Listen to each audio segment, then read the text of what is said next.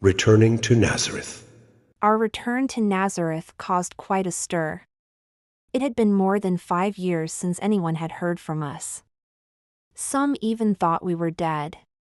The story of my premature pregnancy was forgotten, or at least, no one mentioned it. Deep down, it wasn't that important, considering it happened within marriage, as I was already married to Joseph. Even though we weren't living together yet, I found my parents much older and very worried about us. Anna told me that she had never feared for me, my son, or Joseph, because that would be the same as doubting God. They were sure we were all right, but the fact that they hadn't heard from us confirmed their suspicion that we had encountered problems. Otherwise, we would have sent word. They, for their part, had contacted Elizabeth in Ein Karam, who also knew nothing of us. Manasses' servants, our friend from Cana, had inquired here and there when they traveled with their caravans, and everything seemed to indicate that we had vanished from the earth. However, my parents insisted that their certainty that God never abandons his children was stronger than the complete lack of news. Thus, amidst their worries, they had never lost hope of seeing us again one day. News of the massacre of the children in Bethlehem reached Nazareth, as it did other villages in Galilee, but the version that circulated in our land had nothing to do with what had actually happened. For those northern farmers, so immersed in their own affairs and so oblivious to political life, the king had great prestige, and it was difficult for them to believe the criticisms that the more educated leveled against him. So they thought it was a settling of accounts, cruel and inhuman, but aimed at clarifying the line of succession to the throne. Joachim even told me that someone tried to justify the action, arguing that there would be fewer claimants and that we wouldn't run the risk of a civil war. In Nazareth, no one suspected that we could have been involved in the terrible massacre or that Herod had ever sought us to kill Jesus. We told everyone the part of the truth that we thought most prudent, to somehow justify our absence. We said that Joseph had been called to Egypt by a powerful lord who had offered him good work and that, after the service was finished, he had dismissed him, saying that he could return to his land.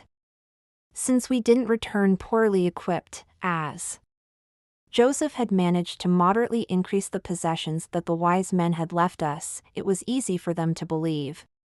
We settled in Nazareth, in Joseph's old house, which had remained closed all that time, and he was able to acquire some new tools for his work, putting into practice certain techniques he had learned in the workshops of the artisans of Egypt. This allowed us to live with some comfort, always within the humility of our lineage, which coincided with our desires. Everything returned to normal. We wanted this kind of life so much that, for many years, we didn't question the possibility that things could or should be different. Joseph and I lived in mutual dependence and, above all, dependence on the boy. But we weren't closed off within ourselves, within our family. The most important thing in our house was respect for God. Our relatives were also important, my parents, Joseph's relatives, and mine, with whom we maintained a very close relationship, so much so that the modest abundance we enjoyed allowed us to help them on several occasions. Friends were also important. We continued to maintain contact with Manasses and Leah from Cana, who had had 2 more children.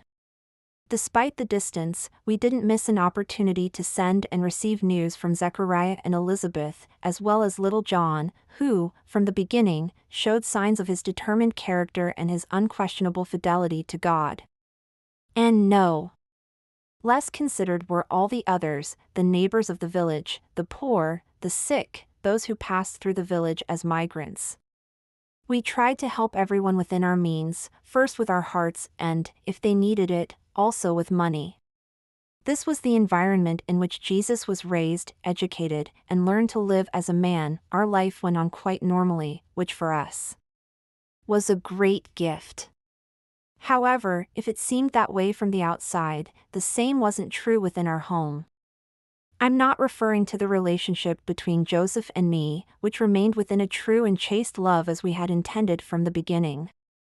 I'm referring to our son's development. At first glance, Jesus was a boy like the others. Well, not exactly like the others, because he was extraordinarily beautiful. Some will say, John, that I exaggerate and that it's a mother's bias. But you, who loved him almost as much as I did, know that my son was truly very handsome, although you met him as a man, while I had the immense happiness of seeing him grow day by my side. Jesus was a boy like the others, yet at the same time very different. He played like everyone else, but he laughed more than everyone else. He was the one who most easily became the leader of his group, but he refused this role when he had to confront another boy who aspired to the same goal. Thus, he gathered a group of friends who had different tastes and didn't consider it fun to play at killing Romans or throwing stones at nests or making mischief in the sown fields. One of these faithful friends was his cousin James, whom many believed to be his brother because they looked very much alike and were always together. This, however, wasn't the most significant thing. His inner mastery and a kind of superiority that he didn't claim and for which he didn't fight were noticed by everyone. Joseph and I saw other things that warned us that, behind the apparent normality, the public appearance of the Messiah was being prepared. I remember, for example, when my father, Joachim, died. It hadn't been long since we had settled in Nazareth, only a few months. I believe Jesus had already turned 6. He was at the age when children want to know the why of things. My mother accepted my father's death with serenity but with great pain. They had always been very close, had gone through a lot together, and this loss was a very hard blow for her. Jesus, with his 6 years and always with a ready smile on his lips, was facing death face to face for the first time. He spent a long time looking, as if spellbound, at his dead grandfather. He spent so much time there that Anna and I realized that something strange was happening to him, and we feared that such a direct contemplation of death could be a hard blow for his sensitive and full of life spirit. I approached him and gently took him from the room where his grandfather's body lay. "Don't cry," I told him. "Grandfather rests in Sheol, the place of the dead, and there he waits with the patriarch Abraham for the redemption that Yahweh will grant them one day." I had barely said this when he turned to me. His face was illuminated, as when he discovered something that brought him great joy, and he would run to show me, so that I could also delight in it. "The moment of resurrection is near," he affirmed. "Grandfather is a righteous man and will soon be admitted to heaven, which has nothing to do with the Sheol they talk about in the synagogue." "And you, how do you know this?" my mother asked him, who had listened with interest to the boy's response. "Who told you about the resurrection, if not everyone in our people believes in it, and we who believe don't even know what it will be like? What wouldn't I give to be sure that my Joachim rests in peace and can soon enjoy the presence of the Most High?" That was the first time he said the crucial word, the first time he referred to Yahweh, to God, as my Father. At first, we didn't realize it because, as you know, John, it had other meanings. The misunderstanding would only be cleared up later. He responded to my mother, with his eternal calm, as if it were the most natural thing in the world. "Grandmother, my father told me that. And he also told me that Grandfather Joachim is well and we shouldn't suffer for him. He told me he is alive." That was too much for Anna, who began to cry and had to leave. Then I took the boy and held him close. I sat in front of him so that my face was almost level with his. I looked him intently in the eyes while holding his shoulders and asked him, "Did Joseph tell you that your grandfather is alive?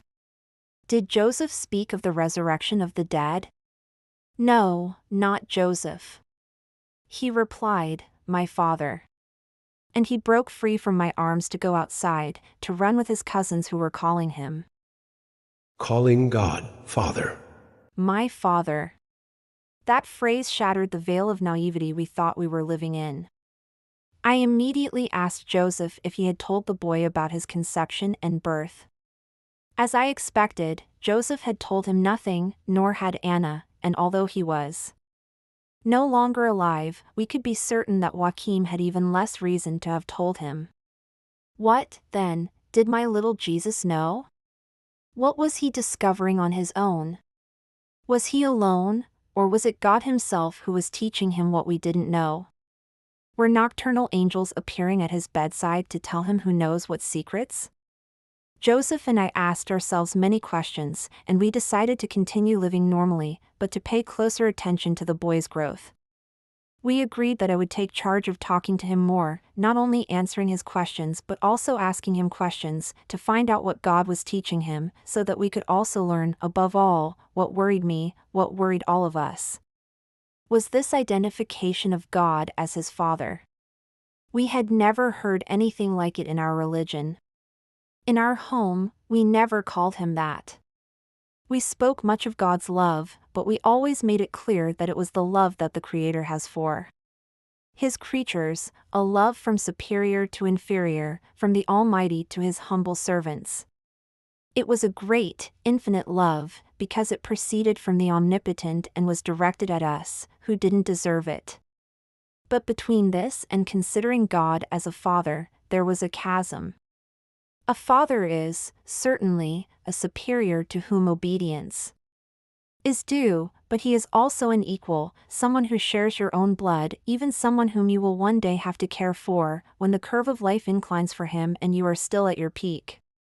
Certainly, the boy could rightfully say that God was his father, since in his conception there was only a woman and no man, but hearing him say it with such naturalness and him being so small filled us with awe.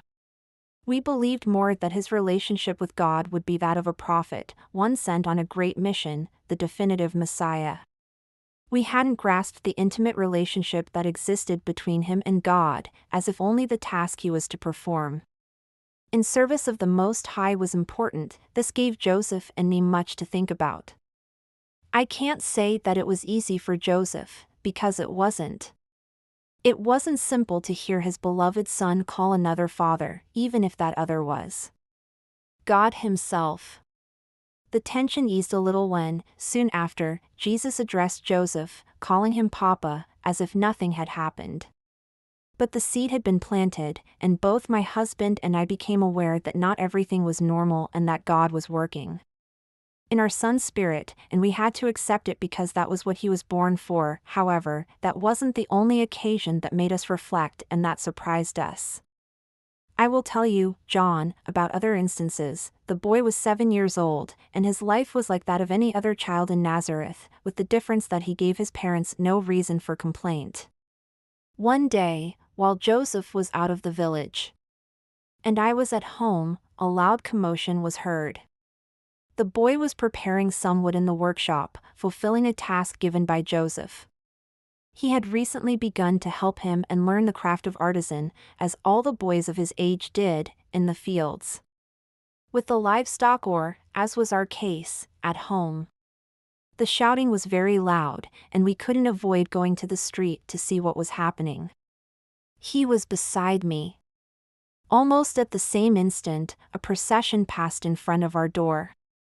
A group of men were pushing a woman down the street, towards the edge of the village. The woman, Sephora, was known to us. She was a neighbor who lived in the upper part of the village, and with whom we didn't have much contact, but we knew her.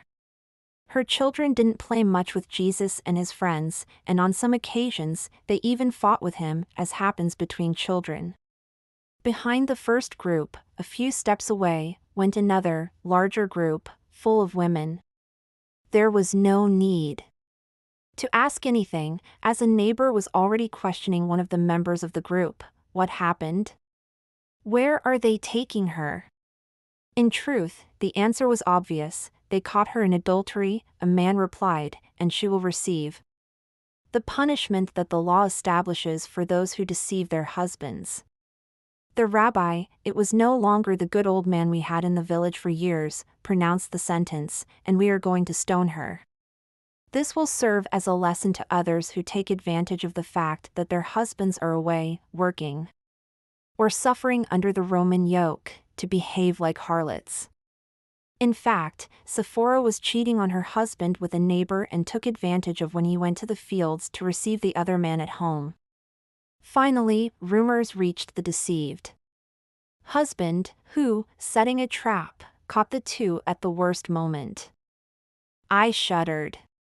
It hadn't been long since I was almost in a similar situation, albeit for completely different reasons.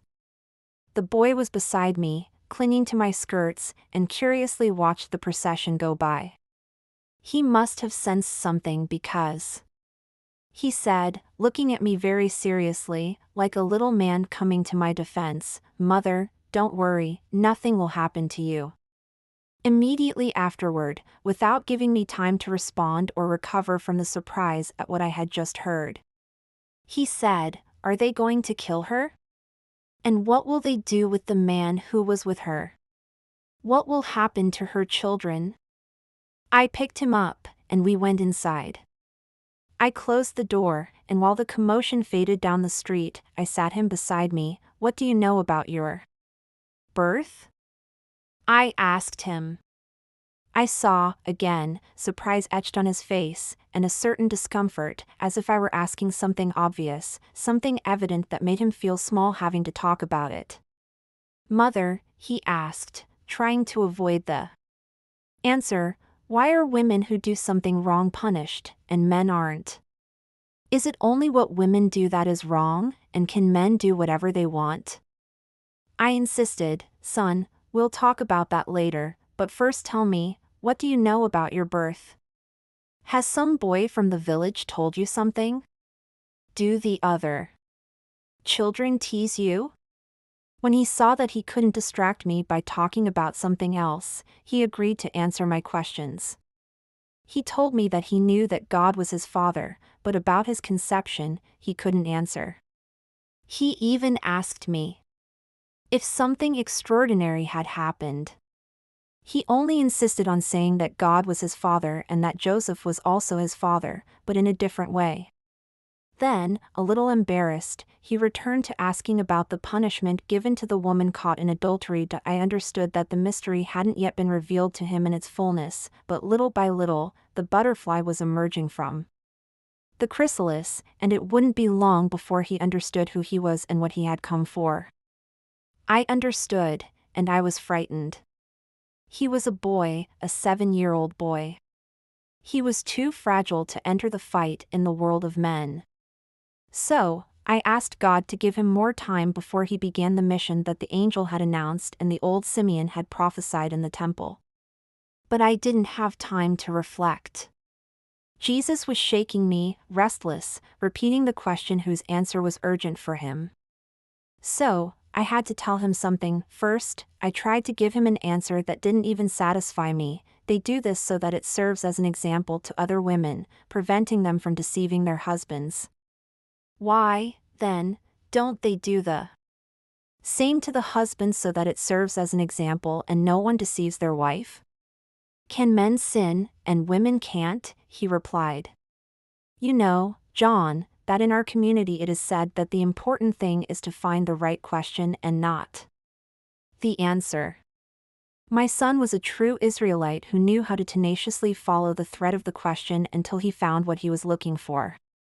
So, I had no other choice but to continue answering his questions.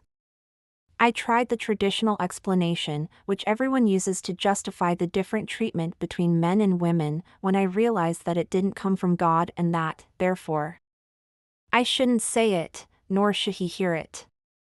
Then I affirmed, these are old customs that God will one day change. In truth, son, sin is the same in man and woman, for if she does wrong by deceiving her husband with other men, he does the same with respect to his wife. Everyone should suffer the same punishment, and this shouldn't be, in any case, so terrible. Although one cannot ignore the offense as if nothing had happened. That answer seemed to satisfy him. With a quick gesture, as if his interest had suddenly shifted, he hugged me, kissed me, and said, "Anyway, it's a good thing nothing happened to you."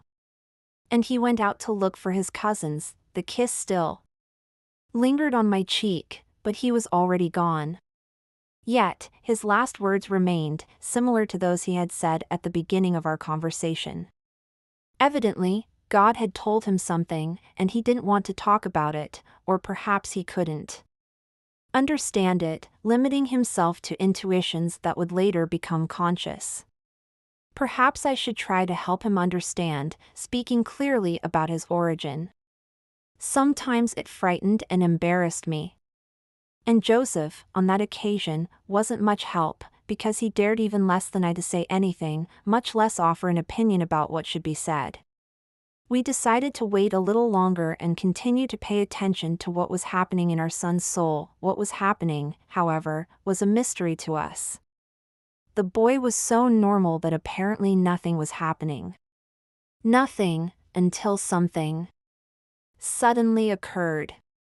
A few months after Sephora's incident, I was fetching water at the spring located in the lower part of the village, next to the road, and he was with me.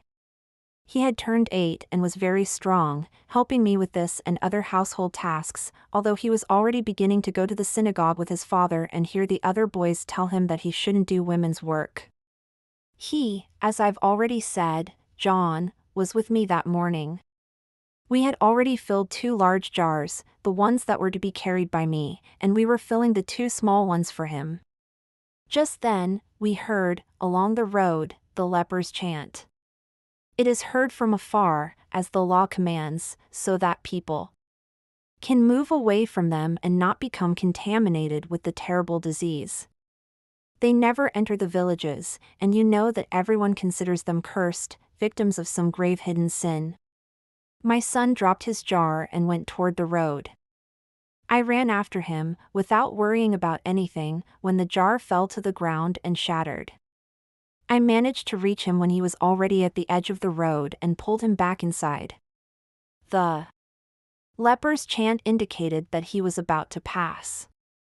Jesus tried to break free. He wanted to see up close one of these men about whom his cousins had spoken so much. I consented, but from inside the house. When he passed, the poor man looked toward where we were, and our eyes met. At that moment, the boy gave a tug and broke free from my arms. Before I could do anything, and despite my cry, he ran to the leper. Upon reaching him, he stopped. The man also stopped and even backed away, aware that this was a child who was unaware of the danger he ran if he approached. The 2 looked at each other, and Jesus asked, "What's your name? Why are you like this? Is it true that you did something very bad? Don't worry, I will ask my Father to heal you. Are you thirsty? Wait, I'll bring you water." I was already at his side and had grabbed him to prevent his contact with the man. You'll understand, John, that I did what any mother would do. But, on the other hand, I understood that there was something mysterious in that gesture of my son. He broke free from my arms again and entered the area of the spring. He returned with a small bowl full of water. This time, he asked my permission. "Mother, let me give him a drink?" "Don't be afraid, nothing will happen to me."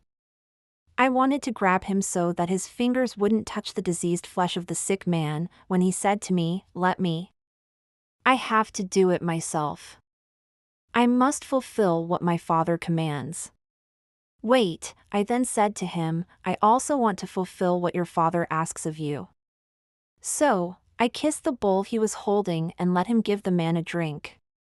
In any case, I wasn't completely at ease, as I couldn't shake the fear that the boy might become infected by simply being in contact with the leper. This is what we all thought, and I was a woman of my people, not an exception. Jesus gave him the bowl with a smile on his face that was the very expression of goodness.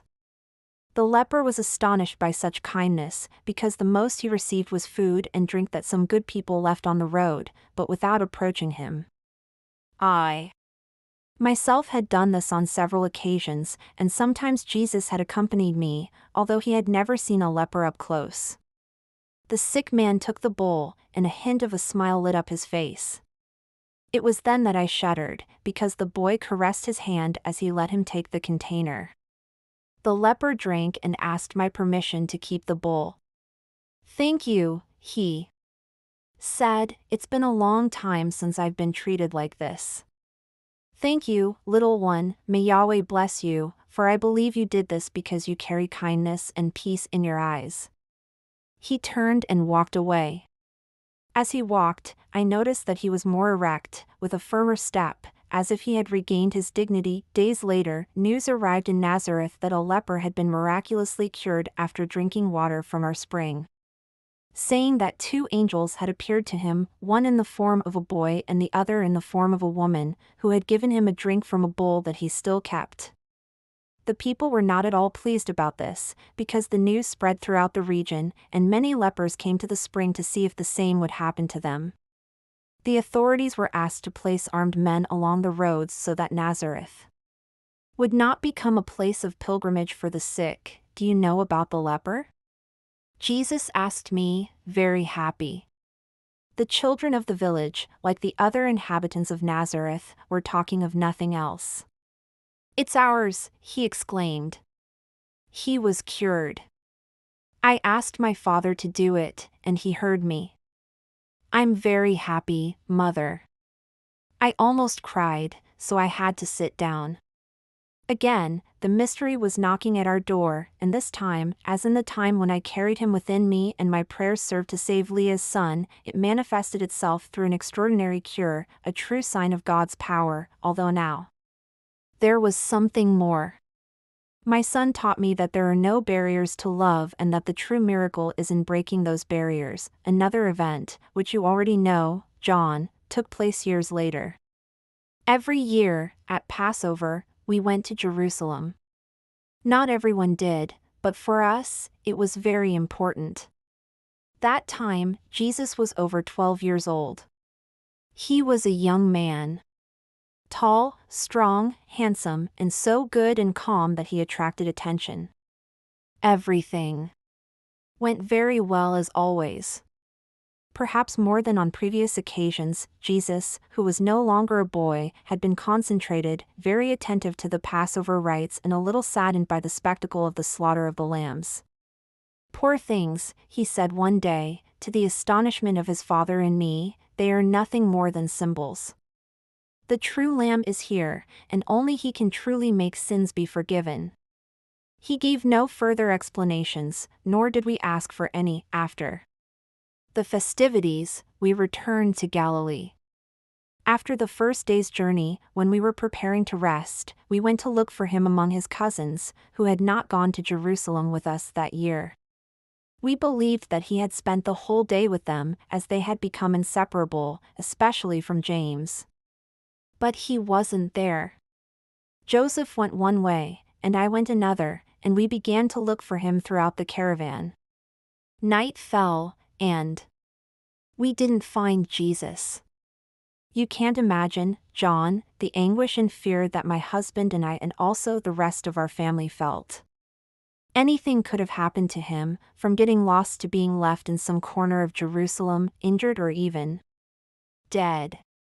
We understood that we couldn't do anything more than wait for the next morning to return to the starting point and resume the search. I spent the night praying and crying. Joseph, at my side, tried in vain to console me. He's a young man, he said. You'll see that nothing has happened to him. He got lost and must be in Jerusalem now, perhaps at the house of those acquaintances of mine who live near the market or at the house of your cousin Rachel's relatives. We'll find him tomorrow. Stay calm and rest. His strong hand gave me warmth and comfort. I thought once more about how pain was a constant presence in my life. I couldn't stop suffering for him, but I understood that on that occasion, as on so many others, the Lord was waiting for my yes. An act of trust in him, and that my son's fate wasn't just my concern but God's, who was the Almighty and wouldn't let any harm come to him. At least, not yet. What terrible moments we went through, John. Joseph and I searched all over Jerusalem for a day and a half. We went to the houses of our acquaintances and relatives, no matter how far away they were. We were already fearing that we had lost him forever when we headed to the temple. It was late afternoon, the sun hadn't yet set, and the rabbis and Pharisees were gathered in the royal portico for prayer. As we entered, we saw a group of people discussing.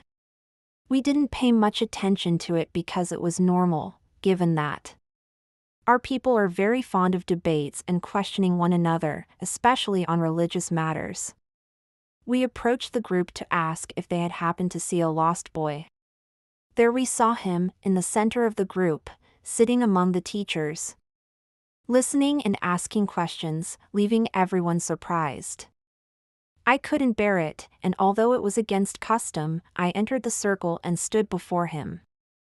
In front of everyone, and as nervous as I was, I said to him, "Son, why have you done this to us? Look at me and your father, who are anguished, searching for you." Later I understood that I had exposed him to ridicule, because I had interrupted him when he had everyone captivated, to reprimand him and treat him like a child. However, he didn't answer me angrily.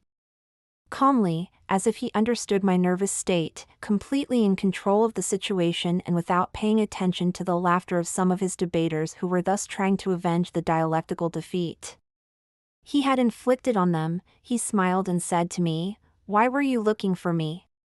Didn't you know that I had to be in my father's house?" With the same calmness with which he spoke, he got up, said goodbye to those wise men, and, opening the circle, went to where Joseph was, who hadn't dared to intervene. I, surprised, quickly followed him while the group dispersed behind us.